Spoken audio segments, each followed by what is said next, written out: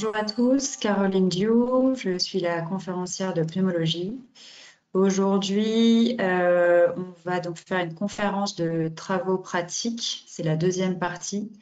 Donc ça va être une succession de QRM, de CROC, de KFP, comme vous aurez à votre ODN. On va voir un certain nombre d'items dans cette conférence, les infections bronchopulmonaires de l'adulte, la tuberculose, l'hypersensibilité, l'épanchement pleural, l'œdème des coins, l'anaphylaxie et le pneumothorax. Donc, on va commencer par un KFP. Enzo arrive aux urgences, accompagné par un ami pour une dyspnée d'apparition brutale. Enzo a 25 ans, il a comme antécédent un asthme avec des allergies documentées aux acariens et à certains aliments, cacahuètes et crevettes. Son ami vous explique qu'il était en train de déjeuner et tout d'un coup, Enzo s'est gratté les paumes des mains puis sont apparues des plaques cutanées prurigineuses. Il s'est mis à tousser et à siffler. La ventoline ne l'a pas calmé.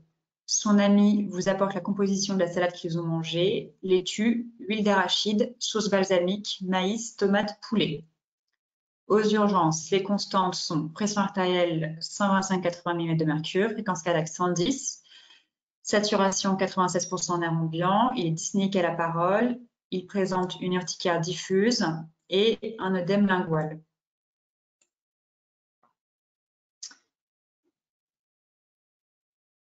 Donc, question 1, qui est un croc. Devant ce tableau, quel est votre diagnostic? Il fallait répondre l'anaphylaxie. Donc, pour ceux qui avaient voulu mettre œdème de Coinck, en fait, votre patient, il a un tableau complet d'anaphylaxie et pas seulement d'œdème de Coinck. Donc, je vous rappelle les situations pour suspecter une anaphylaxie. Donc, il faut plusieurs critères. Soit il faut qu'il y ait une installation rapide d'une atteinte cutanéo-muqueuse de type urticarienne et une atteinte respiratoire et ou une hypotension artérielle. Donc, c'est ce que vous aviez là. Soit une hypotension artérielle après exposition à un allergène connu du patient. Soit au moins 2 signes cliniques après l'exposition à un probable allergène parmi l'atteinte cutanéo-muqueuse, donc le prurite, le rash, l'urticaire, l'œdème de Coinck, l'atteinte respiratoire, donc c'est globalement la crise d'asthme, toux, sibilant, détresse respiratoire, l'hypotension artérielle ou les signes gastro-intestinaux. Donc je vous rappelle que parfois les douleurs abdominales, nausées, vomissements, diarrhée, si c'est accompagné d'autres signes, peuvent tout à fait s'inscrire dans une anaphylaxie. Et donc, là, votre patient, Enzo, il n'avait pas qu'un œdème de Coinck, d'accord? Il avait effectivement l'œdème de Coinck parce qu'il avait un œdème lingual. Donc, l'œdème de Coinck, c'est une atteinte cutanéo-muqueuse au niveau laryngé. Donc, vos patients, ils vont avoir donc l'œdème de la luette, l'œdème de lingual, ils vont avoir dysphonie, dysphagie, raucité de la voix. Donc ça, c'est des symptômes de l'œdème de Coinck. Mais ici, votre patient, il avait bien plus que ça. Il avait de l'urticaire diffuse. Il avait également une toux, des sibilants. Donc, ce n'était pas qu'un œdème de Coinck. C'est pour ça qu'il fallait mettre anaphylaxie. Quelle est votre prise en charge immédiate pour Enzo? Est-ce que vous lui vidangez l'estomac, vous l'allongez, vous lui mettez des antihistaminiques, des corticoïdes ou de l'adrénaline? Là, la seule réponse juste, c'était l'adrénaline. Pourquoi? Donc, vous n'allez pas vidanger le contenu de l'estomac, même si c'est pour diminuer l'exposition à l'agent causal, parce que vous allez avoir des risques d'inhalation. Vous n'allongez pas Enzo parce que là, il a du mal à respirer, il est en crise d'asthme. Donc, en fait, les patients qui ont une atteinte respiratoire, si vous les allongez, ils vont moins bien respirer. et il faut débuter un traitement par adrénaline. D'accord? C'est vraiment c'est obligatoire dans ce tableau-là. Et les antihistaminiques et les corticoïdes n'ont pas leur place dans la prise en charge immédiate d'une anaphylaxie. Ça met trop de temps à agir. Et je vous mets ici donc un peu l'arbre thérapeutique de l'anaphylaxie. Donc vous voyez que atteinte cardiovasculaire ou respiratoire, oui, tout de suite on fait de l'adrénaline IM. Bien sûr, il y a l'éviction d'allergènes.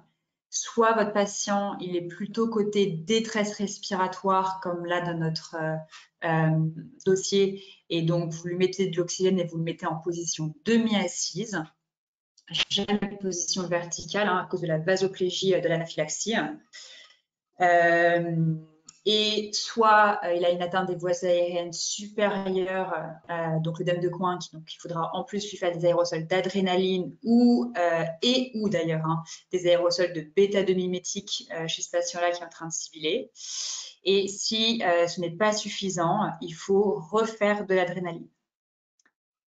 Soit votre patient, il est plutôt versant cardiovasculaire, donc il est hypotendu, et donc là, il faut le mettre allongé et donc en Trendelenburg, donc les jambes surélevées, le remplir.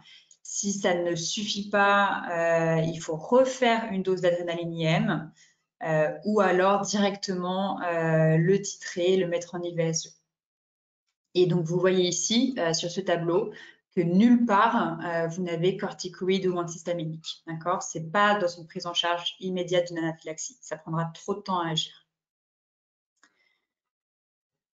Quelle sera la prise en charge au décours de l'urgence?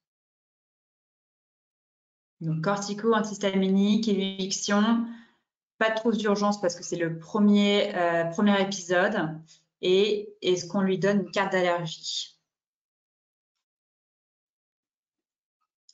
Donc oui, ici, on va lui prescrire des corticoïdes et des antihistaminiques parce que ça va diminuer le risque, les symptômes de la phase tardive ou biphasique. Donc la phase biphasique, elle survient 4 heures après les premiers symptômes.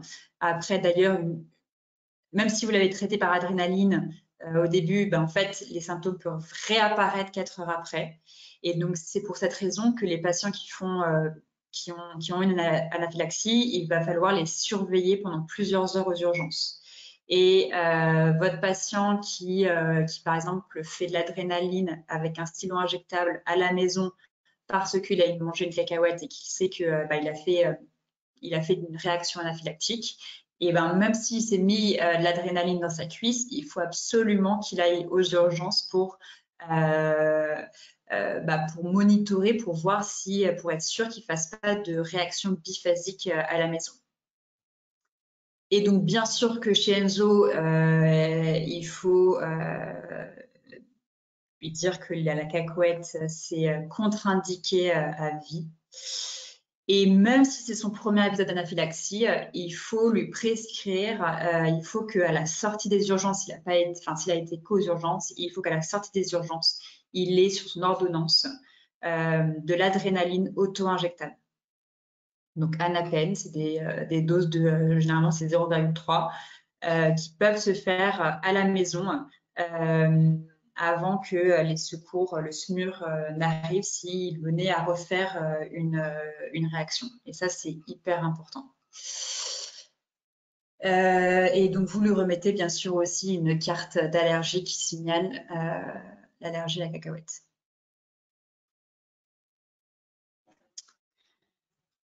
Donc, petit rappel sur l'anaphylaxie. Est-ce que c'est la forme la plus sévère d'hypersensibilité immédiate? Est-ce que c'est IgG dépendant? Est-ce que les 3 allergènes responsables, c'est les aliments, les phanères d'animaux et les médicaments? Le blé, céleri et crustacés, les principaux aliments responsables d'anaphylaxie chez l'adulte. Et la E, dans 5% des cas, anaphylaxie idiopathique. Donc, les réponses, c'était la A et la D. Donc, effectivement, c'est la forme la plus sévère d'hypersensibilité immédiate. Les patients, ils peuvent peuvent décéder d'une réaction anaphylactique. C'est pas IgG dépendant, c'est IgE dépendant, le mécanisme. Les allergènes responsables, c'est surtout les aliments, les médicaments et les venins d'hyménoptères. Les venins d'hyménoptères, donc tous abeilles, guêpes, frelons. Et donc, ces allergènes sont responsables de réactions anaphylactiques.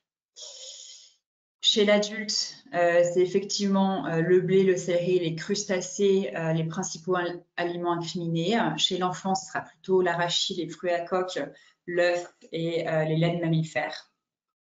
Et en fait, c'est dans 20 à 30% des cas que le facteur déclenchant ne sera pas identifié, dont on parle d'anaphylaxie idiopathique. Donc, dans l'anaphylaxie allergique, est-ce que les éosinophiles produisent des IgE spécifiques? Est-ce que ces IgE spécifiques se fixent sur les récepteurs de forte affinité, de faible affinité? Est-ce que la réintroduction de l'allergène peut induire une réaction anaphylactique, même en quantité minime? Est-ce qu'il va y avoir une dégranulation brutale des polynucléaires neutrophiles? Et est-ce que les médiateurs vont vont induire une bronchoconstriction et une vasoconstriction?